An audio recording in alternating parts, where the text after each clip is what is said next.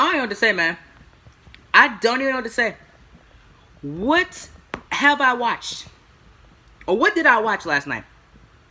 I really don't. I really don't know. It's so good to be back, though, ladies and gentlemen.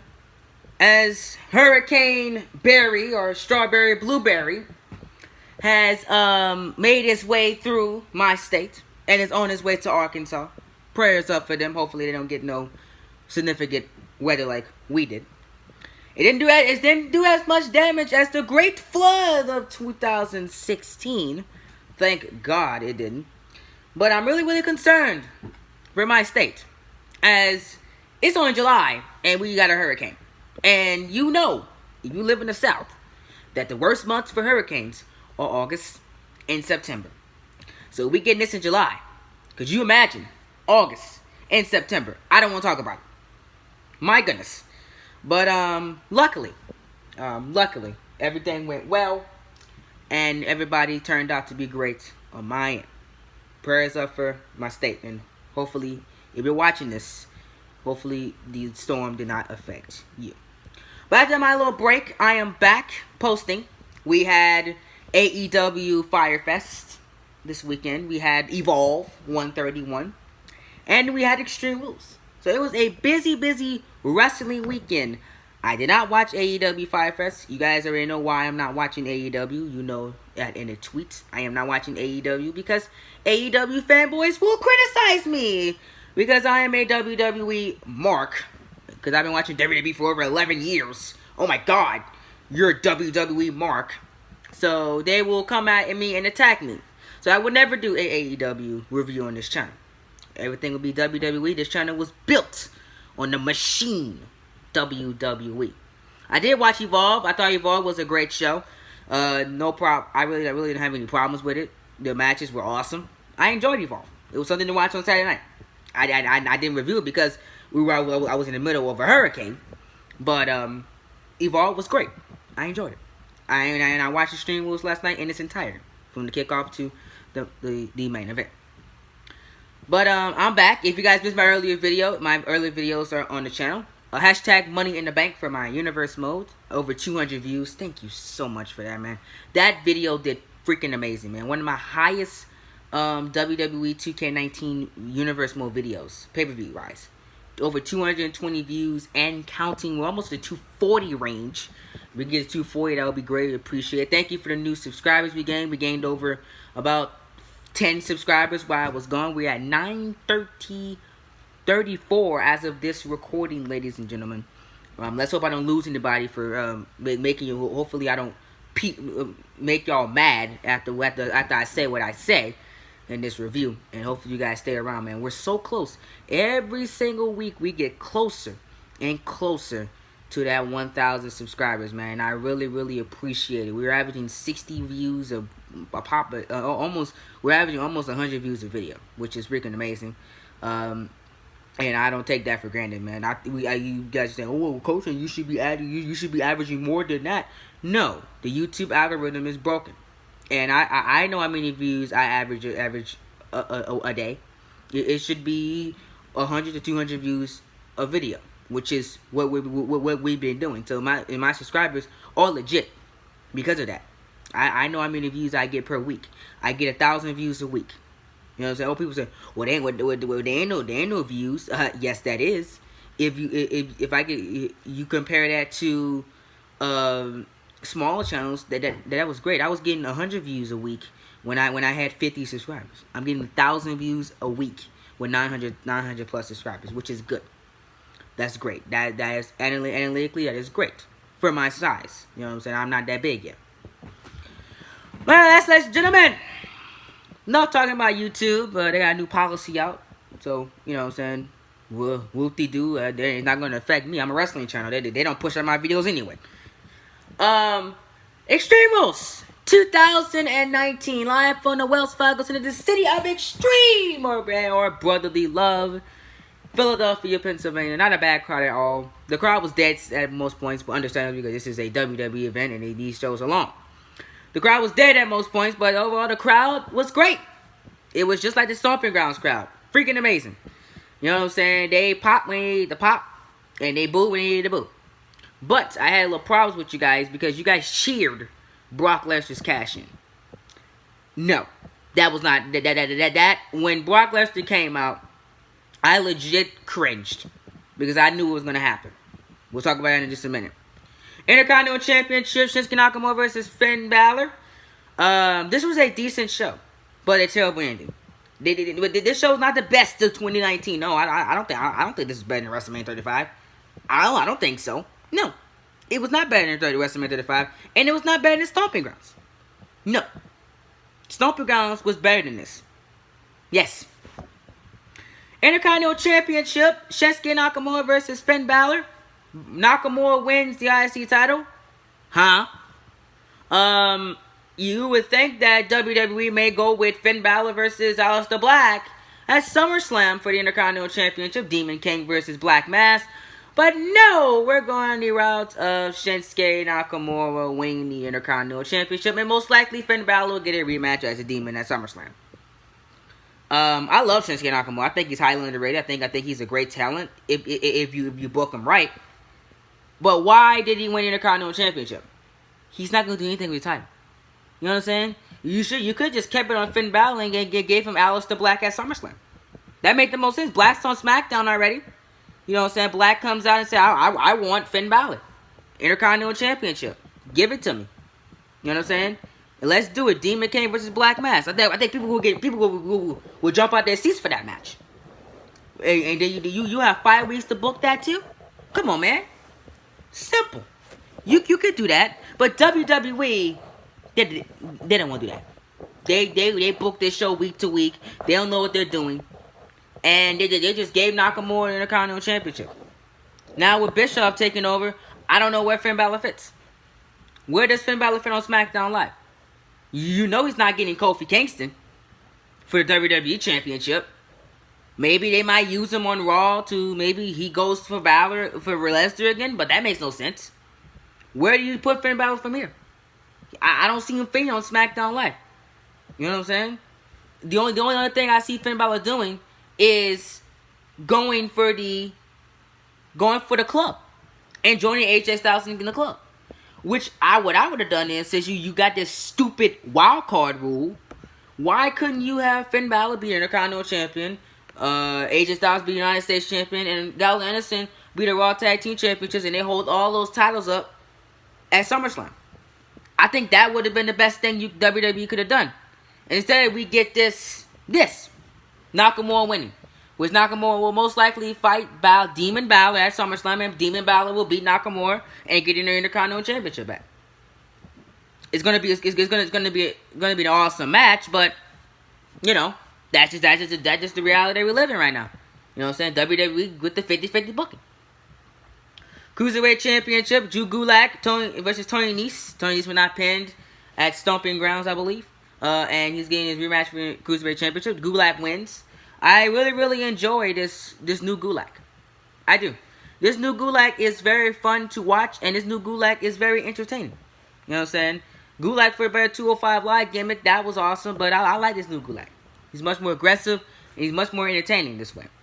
I expect big things from Drew Gulak on 205 Live. Great match. Roman Reigns and The Undertaker versus Shane McMahon and Drew McIntyre. WWE called this team the Dead Dogs. I mean, the Underdog would have been better, man. But that would have been Underdog. That's I call them the Ministry of Empire. You know what I'm saying? I like that name. The Ministry of Empire. Or the Demon of Dogs. You know what I'm saying? You know what I'm saying? Or the Yard Protectors. That would have been very, very cringe-worthy if they did that one. That would have been too PG. You know what I'm saying? Because then they say, this is my yard, and and then The Undertaker said, this is my yard too, you know what I'm saying? The Yard Protectors. These like they cutting grass or something like that. You know? Anyways, Reigns and Taker defeated Shane McMahon and Drew McIntyre. This PvP started out well. Even though Shane McMahon, best in the world. Every time I hear it, I mute my TV. And that's exactly what I did. If y'all missed my Snapchat story, last night. Again, follow me on Snapchat, by the way, at Cold Train 2017, man. If y'all missed my Snapchat story, I legit had a video of me being muted to Shane McMahon. Every time he came out, I wanted to upload it to YouTube, but I know WWE's copyright is very, very terrible, and I don't want to get my channel striked. But I legit as soon as the announcer said he is the best in the muted my TV. Other than that, I had no problem with it. This was a B+. Great match. The Undertaker looked freaking amazing here. The Undertaker redeemed himself from that Goldberg disaster at Super Showdown. He came out here, did his thing, and I really, really enjoyed this. Now move Shane McMahon on to Kevin Owens, Drew McIntyre. Probably I will have him. I honestly don't know what McIntyre can do. I honestly do not know what McIntyre can do. Lesnar? I don't know, man. Lesnar or give McIntyre. Jesus, I did maybe AJ.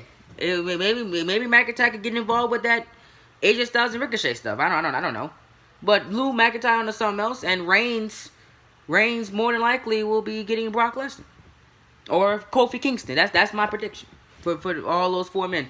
And the Undertaker, if he wants to match, I would do Bray Wyatt or Aleister Black. That's my opinion on it. Or I said Drew McIntyre, but I don't know WWE. I don't know if that is a realistic operation for WWE. But that is my opinion on everything with that. Second match of the evening, Extreme will start off great. Most of these matches were very good, and this was a very, very decent show until the ending. The ending ruined this show. I'm sorry, guys. I don't know what's going on with my notes. My notes not pulling up. So give me a minute on here. But yeah. I mean, I have no problems with the opening of this match of this show. I think that was the best way to do the opening of this show. You know what I'm saying? You needed to do that because everything else on this show, you know what I'm saying? You needed to open with that because you could not close with that. You could not. Maybe I would have been more enjoyable if they would have gave me Rollins and the Lesnar cash in earlier. Then I could have digested, and the first match could have been the main event, and we closed particularly with the fist. I think that would have been the better closer. I honestly think that would have been the better closer, in my opinion. The notes are not loading up, so I'm gonna have to go off a memory here. The United States Championship, let's talk about that. Ricochet versus AJ Styles. This match was not bad. Not bad at all. Better than their Monday Night Raw clash. Ricochet looked very good. AJ Styles looked very good as well. And I love the ending that they did here. They set up the third match between the two at SummerSlam. You know what I'm saying? Obviously, Ricochet's gonna get his rematch at SummerSlam, and they're gonna do Ricochet and AJ Styles again. The second time on pay-per-view. I don't have a problem with it. In my opinion, I think this is setting up something big for the club. You know what I'm saying? I really think this is setting up to be something big. And I don't have a problem with AJ Styles being the United States Champion because he's already had a run with the WWE Championship. He's already did that already. He has not been Universal Champion. And I think the next thing for AJ Styles, once he finishes this thing with Ricochet and he finishes with the U.S. title, I think the next thing for AJ Styles is the Universal Championship. I will start getting preparations to give AJ Styles the Universal Championship. I think the thing that you think that AJ Styles should be thinking about for Royal Rumble is AJ Styles winning the Royal Rumble. Why not? Why not? Why can't AJ win it? That's the only thing he hasn't done yet. The Royal Rumble and Money in the Bank. That's the only two things that AJ Styles has not done. You know what I'm saying? Give him that. Give him that. The Raw Tag Team Championships, Revival versus Usos. This match felt flat to me. I'm in the minority on this match. This match really, really felt flat. That's just me. I don't know, man. What I was watching, I did not enjoy this match. When they picked it up, it was too late, and it was very, very slow. It was very, very, it wasn't what I thought it was going to be. I'm probably in the minority. I didn't enjoy this match. I really, really did not enjoy this match. You know what I'm saying? That's just me. I didn't enjoy it at all. We have but some people say it was good. I don't know. Maybe it's just me. It was too slow in my opinion. When they picked it up at the end, that's when I started to get my excitement back for it. You know what I'm saying? When the ending came. But that was that's just me.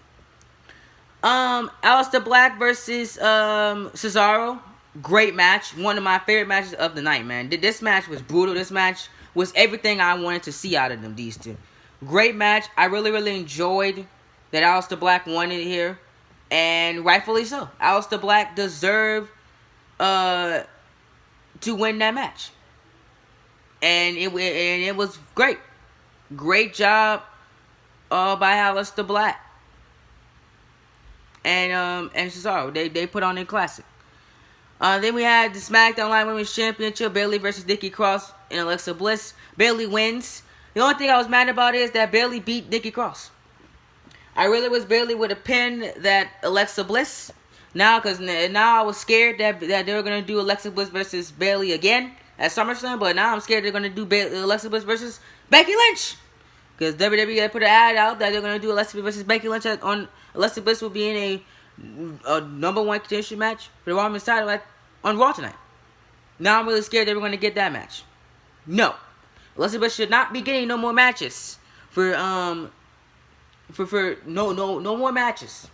No more rematches, no more championship matches. This is it. This is it. No more. SmackDown Tag Team Championship match. New Day won it. I would have saved this for WWE SummerSlam, but I'm like, okay, New Day are champions again. I mean, I would have preferred heavy machinery, but whatever. It happens. And we also had what else we had on this show?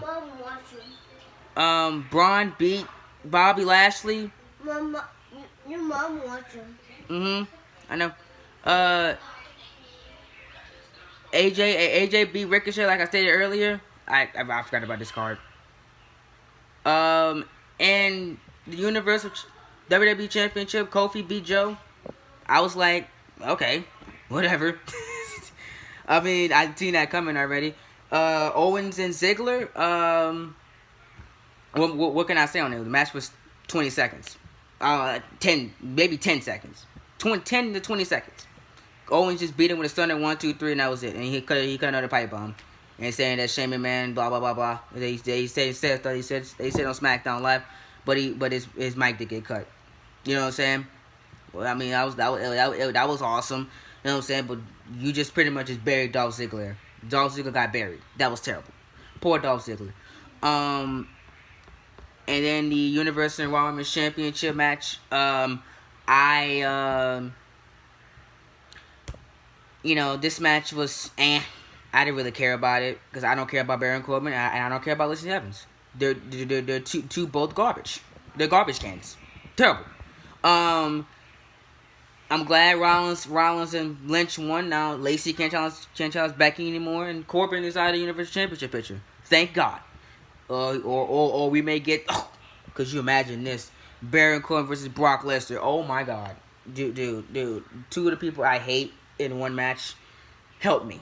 I'm not gonna love that one. Then after that, Lesnar cashed in and this ruined the night.